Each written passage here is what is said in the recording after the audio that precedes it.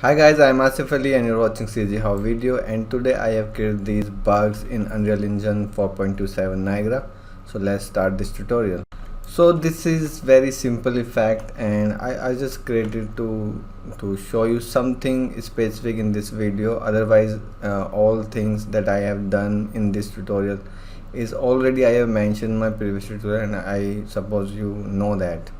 I hope so. I'm creating it from scratch now, and if you have seen one of my tutorial, that is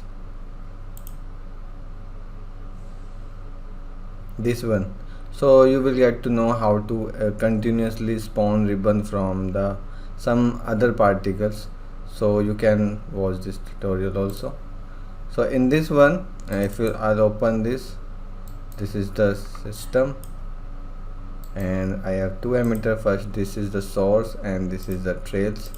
So let me create it again for you. So I'll create a folder, and I also post this file on my Patreon. So thanks for supporting me on my Patreon. So I will post this video, this effect also there, this whole project.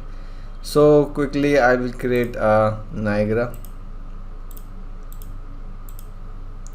FX, and you see I have these particles that just falling down. First they have velocity for upward, then falling down. So first I need to delete these modules.